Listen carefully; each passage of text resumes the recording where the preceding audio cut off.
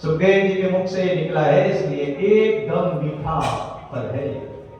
तो क्या करना है?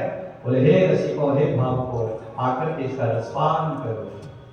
किसी ने व्यास जी से हाथ जोड़ के कहा, महाराज केवल 2 लोगों के बोले रसिक और भावुक, बाकी नहीं आ सकते हैं। व्यास ने कहा मेरे चारों से क्या हुए, आ तो सभी सकते हैं, लेकिन रसिक और भावुक को वीआईपी इनविटेशन है हमारा। बोलो राधे राधे। कुछ होते ना हर जगह आजकल वीआईपी कल्चर बहुत चलती है। तो ये 2 विशेष लोगों को व्यास जी बोले हैं, रसिक और भावुक। रसिक किसे कहते हैं?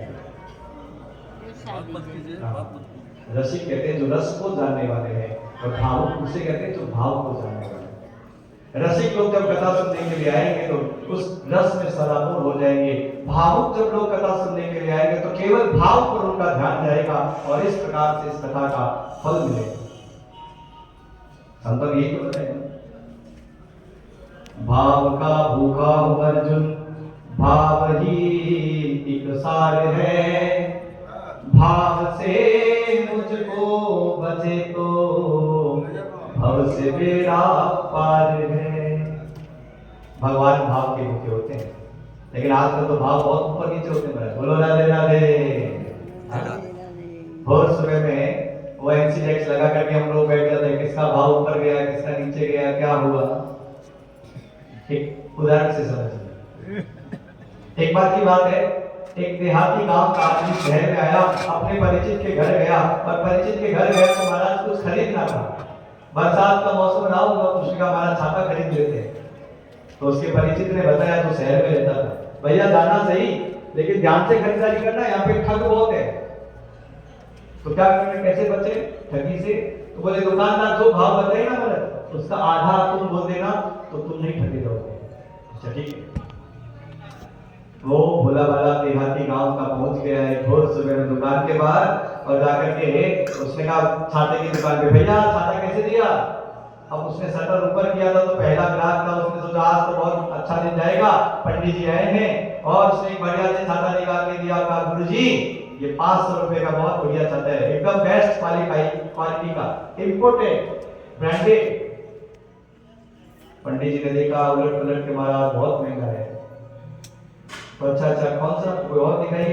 तो दूसरा दिखाया, तो बोले कहा ये लो, ये 200 रुपए का है। सुनकर के आया था पीछे से कि जो भी बोल रहे हैं आधा बोल रहे हैं। तो पंडित जी ने कहा भैया 100 रुपए में लेना है तो दीजिए, नहीं तो अपने राम जी तो आगे बढ़ते हैं।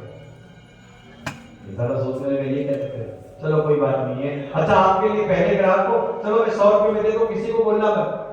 जैसे ही दुकानदार ने कहा 100 रुपए में देता हूं, उसने कहा तो मैं 50 रुपए दूंगा। बोले दुकानदार तो घटी बटी आंखों से देखने लगा, ये कहां से आ गया है ग्राहक?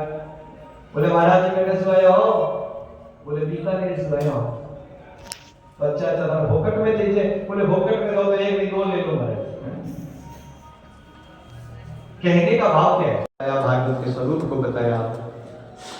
पुनः एक बार चलते हैं,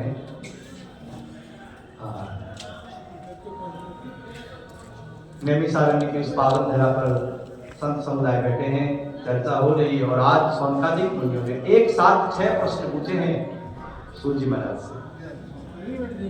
कहा महाराज जी संसार में मानव मात्र का परम कल्याण किसमें होता है, वो बात हमें बताइए। किम श्रेय शास्त्र सारः का स्व अवतार प्रयोजनम, किम कर्म के अवतारश्च धर्मकम शरणं गतः।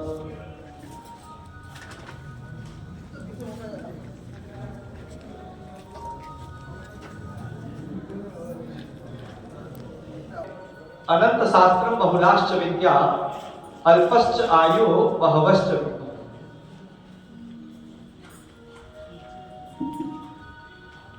इतने इतने शास्त्र बनाए, 4 वेद, 18 पुराण, 18 स्मृति शास्त्र, उप पुराण, इन सबको पढ़ना ही बड़ा बहुत मुश्किल है। तो हमें इतने शास्त्र हम पढ़ नहीं सकते। शास्त्रों का सार क्या है वो बताइए। और शास्त्रों में बताया भगवान अवतार लेते हैं। कोई कहता है 10 अवतार है, कोई कहता है 24, कोई कहते हैं अनंत। तो वास्तव में भगवान के प्रामाणिक कितने अवतार हैं, कृपा करके हमें वो बताइए। और भगवान का परम जीवन का परम लक्ष्य क्या है ये भी बताइए। और जब भगवान इस धराधाम को छोड़ करके चले गए तो धर्मकम शरणम गता, तो ये धर्म फिर किसकी शरण में गया? ये 6 प्रश्न आज सोनकालिक मुनि ने सूत जी से पूछे। तो सूत जी ने कहा पहले मैं अपने गुरुदेव को याद करता हूँ, प्रणाम करता हूँ और फिर मैं आपको आपके प्रश्नों का उत्तर देता हूँ।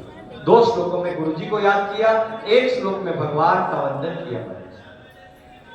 यम प्रव्रजन्तमनुपेतमपेत कृत्यम द्वैपायनो विरह कातर आजुहाव पुत्रेति तन्मयतया सर्वो विनेदु तम सर्वभूत हृदयं मुनिमानतोऽस्मि यस्वानुभावमखिल श्रुतिसारमेकं मध्यात्मदीपमतिथि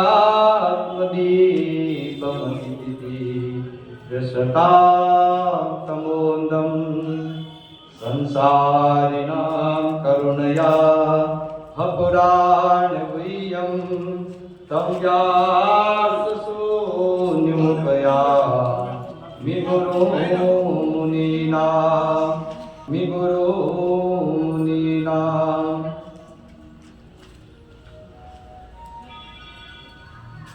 हेलो अजोनिस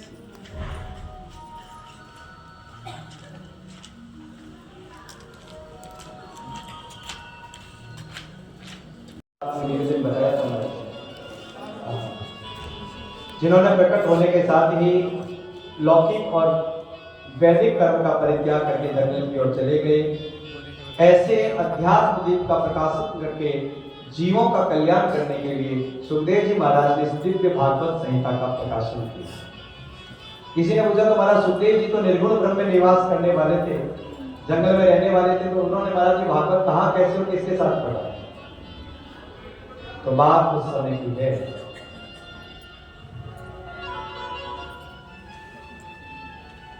एक बार की बात है, सुखदेव जी तो जंगल में चले गए, इधर व्यास जी महाराज ने बहुत सुंदर ग्रंथ लिखा, 18,000 श्लोक बनाए। व्यास जी के मन में आया कि महाराज मैंने इतने शास्त्र बनाए, इतनी चीजें लिखी है, लेकिन फिर भी महाराज मेरे मन में संतोष नहीं हो रहा है। और तब महाराज व्यास जी ने भगवान के बातों को विषय करके अब भागवत संहिता का निर्माण किया। और सबसे पहले अपने पुत्र सुखदेव जी महाराज को पढ़ाना। बात उस समय की है, ब्रह्म में लीन रहने वाले थे, सगुण उपासक कैसे बने? तो बताया कि महाराज सुखदेव जी तो जाकर के जंगल में भगवान का भजन करने लगे, लेकिन इधर व्यास जी को बड़ी चिंता हुई, कैसे अपने पुत्र को घर बुलाऊं। तब व्यास जी ने वेद भागवत संहिता का निर्माण किया। अपने प्यारे प्यारे भक्तों को, अपने शिष्यों को कुछ भागवत के चुनिंदा श्लोक पढ़े और कहा जाओ जंगल में गोचारण करने के लिए जाओ और इन भागवत के श्लोकों का गायन करो। अब व्यास शिष्य जंगल में जाते, गोचारण करते, यज्ञ समिति एकत्रित करते और भागवत के दिव्य श्लोकों का गायन करते। एक दिन सुदूर जंगल में पहुंच गए। सुखदेव जी एक गुफा में ध्यान लगा रहे थे और बाहर व्यास शिष्य इस भागवत के दिव्य श्लोकों का गायन कर रहे हैं। बर्हापीडं नटवर वपुः कर्णयो कर्णिकारं बिभ्रद्वासः कनककपिशं वेदयन्तीं ज्वाला रंगान् वेणोरदरसुदया पूरयन् गोपवृन्दे वृन्दारण्यं स्वपदरमणं प्राविशद्गीतकीर्ति।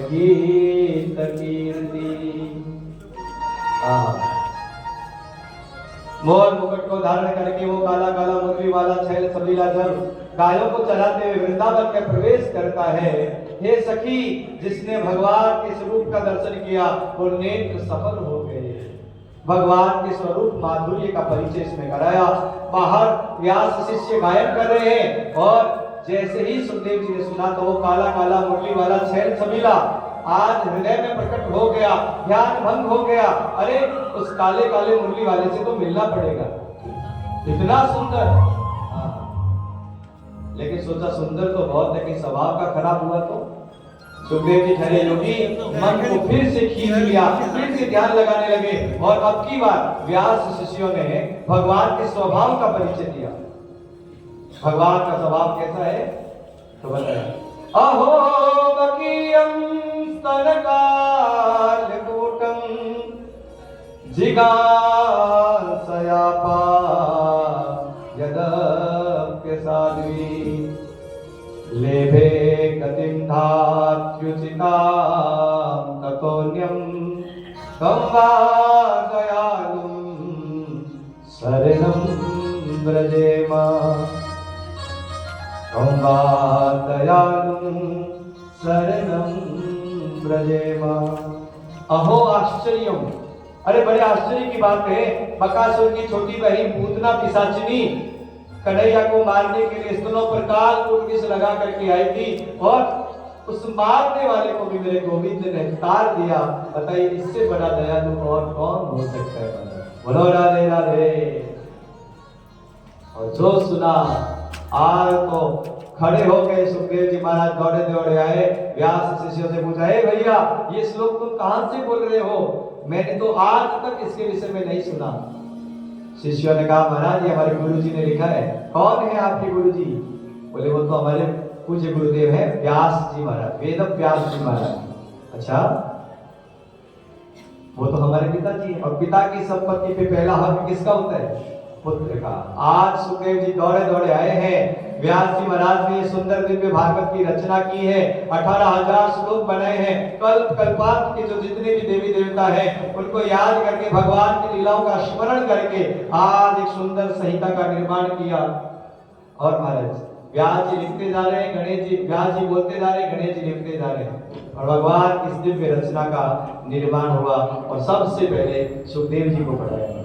हाँ, बोले गणेश जी महाराज की, बोले व्यास जी महाराज की। तो महाराज व्यास जी बोल रहे हैं और